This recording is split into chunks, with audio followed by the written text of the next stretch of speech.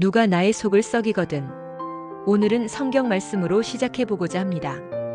열왕기하 1장을 보면 아하시야 왕이 다락 난간에서 떨어져 병이 들었다는 기록이 나옵니다. 그러자 그는 사자들을 보내어 자신이 이 병에서 나을 수 있을지를 에그론의 신 바알세붑에게 물어보게 합니다. 이때 여호와 하나님께서 엘리야에게 말씀하십니다. 왕의 사자들을 만나서 이렇게 말하라고 하십니다. 이스라엘에 하나님이 없어서 너희가 에그론의 신 바알세붑에게 물으러 가느냐? 그러므로 여호와께서 말씀하시기를 너는 침상에서 내려오지 못하고 반드시 죽을 것이다. 결국 아하시야 왕은 하나님의 말씀대로 죽습니다. 열왕기하 1장 17절.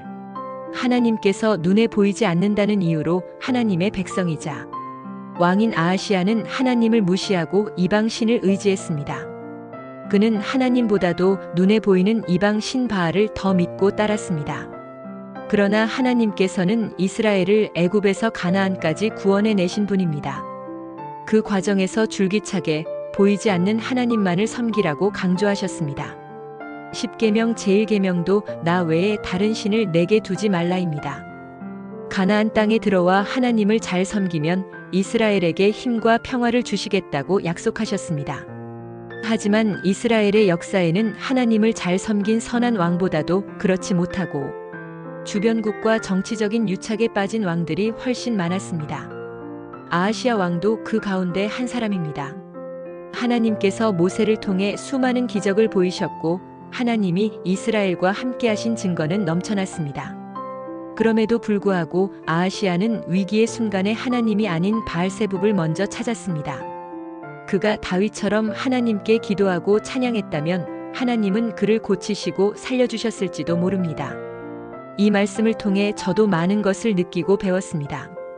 세상에 살다 보면 원하든 원하지 않든 우리는 여러 어려움을 겪게 됩니다. 그럴 때 참 아버님은 이렇게 말씀하셨습니다.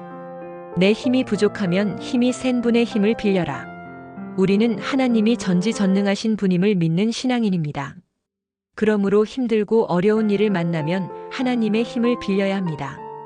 바로 기도를 통해서입니다.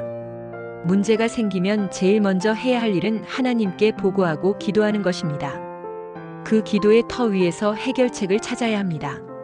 예를 들어 모세가 반석을 2번 친 일도 하나님께 먼저 기도했더라면 결과가 달라졌을 것입니다. 우리는 축복 가정입니다. 남편이나 아내가 속을 썩일 때 가장 먼저 해야 할 일도 기도입니다. 무당에게 운명을 묻는 것이 아니라 하나님께 구해야 합니다. 보이지 않는 하나님을 먼저 생각하는 훈련이 필요합니다. 하나님은 보이지 않으시기에 우리는 더 많은 노력을 기울여야 합니다. 우리는 보이는 것에 익숙해져 있고 그것이 우리의 약점이 되기도 합니다. 그래서 저는 자녀들에게 자주 이렇게 말합니다. 집을 나설 때 하늘을 한번 쳐다보고 집에 들어올 때도 하늘을 한번 쳐다보아라. 우리 삶 속에서 실수하기 쉬운 것이 바로 하나님을 무시하는 일입니다. 저 자신도 하나님을 먼저 생각하지 않고 행동했다가 아이쿠야 할 때가 많습니다. 문제가 생기면 하나님께 기도하세요. 그 기도는 하나님의 원리와 법도를 지키며 할 때 더 잘 응답됩니다.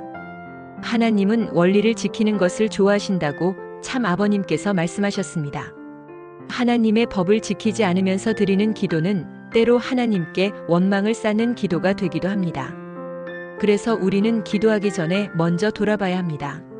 내가 하나님의 원리에 따라 살고 있는가? 그 위에 올리는 기도야말로 하나님께서 그의 힘을 빌려주시는 기도입니다.